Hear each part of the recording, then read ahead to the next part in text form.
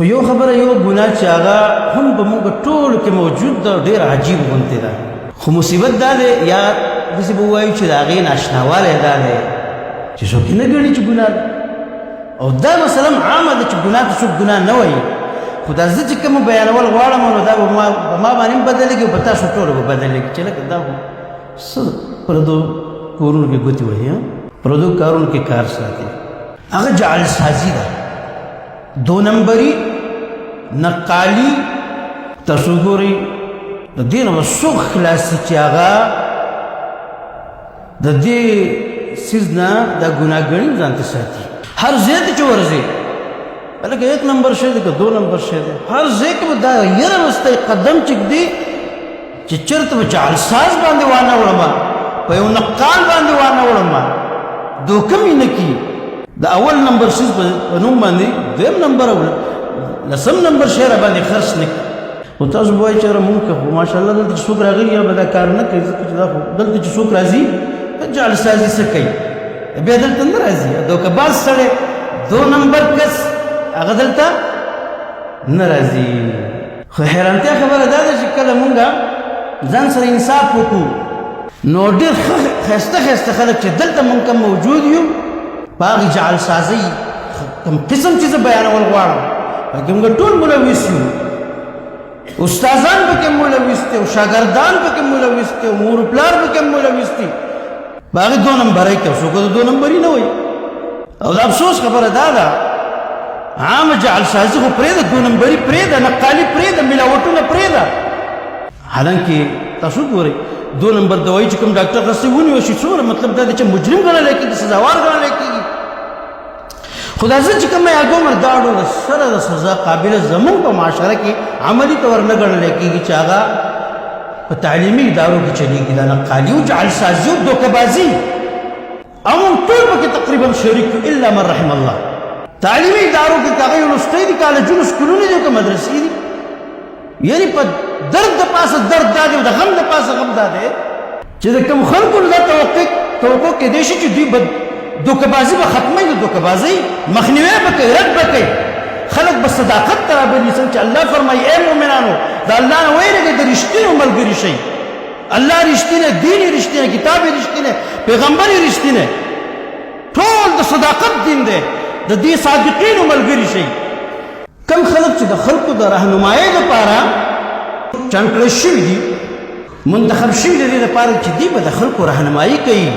دوی به خلک صحیح خبرې ته رابلي صداقت ته به یې رابلي حقیقت ته به یې رابلي هغه کې د ټولو نه زیات په دې کرپشن کې ملوث دي په دې 2 نمبرۍ کې هغه د امتحاناتو په ټایم کې دا نقل وجه دا زموږ سره ډېر تعلق دی دا د مدرسې پروګرام دی د دې خبرې زموږ سره ډېر تعلق دی نو وبا خو عامه د کینسر خو بلکل خور شوی دی سم خو دا د خپل علاقې او د خپل ملک خبره کوم زه زموږ ملک چې دی نو ډېر مظلوم دی په دې اعتبار سره خو چې څه ناکړدي دي په دې کې کېږي ځکه چې قانون شته نو که شته نو د هغې پاسداري نشته که نه نورو ملکونو کې سختې سزاګانې په نقل په جعل سازۍ باندې په نقالۍ باندې په 2 نمبرۍ باندې شته دی خو دلته خیر خیریت دی نو دې کې لږ یو خبره دا کوم اصل مسله دا ده چې دا ګناه پکې اړو چاته مونږ ته بار خیر تعلیم یافته هغوی خو تربیت نشته دیني د الله یاره تقوا قال الله قال رسول الله من غش فلیس منا ایسته دې شي نه هغوی خبر نه دي چې دوکه هغوی صرف او صرف تربیت په پیسې باندې شوی دی پیسه خو د جړا مقام دا دی او د غم او د درد چې کوم خلک بخاري شته خو عمل نشته قرآن شته خو عمل نشته شپه و ورځ به دا خبرې مونږ قرآن او حدیث کې زه دوکهبازي دروغ خیانت بدعهدي بددیانتي ظلم کرپشن اوروي بار بار څومره د تعجب خبره ده چې باقاعده دا دوکهبازي او جعل سازي خپل حق ګڼلی کېږي تش جواز نه خپل حق ګڼلی کېږي چې دا خو زموږ حق دی دا لانجه صرف دا اعجوبه صرف زموږ په ملک کې ده چې 2 نمبري خپل حق ګڼلی کېږي باقاعده پې خلک جګړې کوي مشتو ګریواني پې کوي د استاذ عزت د هغه مخې ته بیانوي د نګران عزت هغه د خاورو سره ملاوي نه دا زما حق دی اصل خبره دا ده دا ټکې داسې یو اسانه غوندې ورته ښودی شوی نقل لکه دوکهبازي وایه، جعل سازي وایه چې ذهن کې د خبره ښه راځي. نقل خو د یو ځای نه بل شي ته یو څیز به یو کاغذ نه بل ته رانقل کول، هغسې لیکل کاپي چې ورته وایي. کاپي کول نقل خو دې ته وایي اصل کې. دا شی دلته نه دی، دا نوم یې کمزوری کېښودی شوی دی. نوم یې شریف لکه څنګه چې سود ته خلک منافع وایي. سود ته چې منافع وایي که نو بس خوره استغربوئ، سود مود نشته. دا نقل ټکی ولا ښودی دی نو په دې وجه باندې بس حلالا طیبا حق ګڼلی کېږي. جواز یې خو لا یو طرف ته یا ساتئ. دا یو د نقل په امتحاناتو کې په پیپرو کې باقاعده چې حال ته حاضري کېږي د هغې خپل ترتیب وي. دې کې چې ستا اهلیت اصل کې معلومیږي چې تا سینې ته څه کوز کړي کوم معلومات. امتحان ستا صرف د دې اخیستی کېږي، پیپر کې به د هغې اظهار کوي، د هغې مطابق به تاله نمبر یې درکولی کېږي، ورنه د حال د نظم و نسق هېڅ فایده نشته دی. حال ته د رانیستو څه فایده چې ستا حق دی او تا ته ازادي ده، ته د موبایل نه هم کولی شي او د بل ملګري نه هم کولی شي او د کتاب نه هم کولی شي. او بیا خو د ظلم د پاسه ظلم چې هغه د اسلامیات هغه نوټونه چې کوم دي هغه هم په بډو کې او په خرانګو کې او په کومو کومو ځایونو کې کېښودی کېږي. د الله او د رسول بالکل څه خاطر نشته د الله نه. یا ربې ختم. نو بیا ستا دې خبرو ته څه ضرورت خو بار به ښه مزه په عزت په ځای کې به ناست وې، خو ښکلي لیکل به دې کول. یو ګوره بعضې هغه ادارې دي چې د هغوی بنیاد دا دی، هغوی د اسایمنټ په شکل کې هغه تا ته اجازت درکړې ده، هغه تا دغلته د خپلې حافظې امتحان ستا نه اخلي، په هغې نمبر یې نه درکوي. وایي په دې دومره غټ کتاب کې خپل جواب صرف وګوره، دغه دې قابلیت دی. هغې ته ښه ازاد پرېښی خپل کور کې، خو که هغې کې هم دا پابندي چې په بل چا بیا نه لیکي، د بل چا نه مدد نه اخلي او ته لګیا یو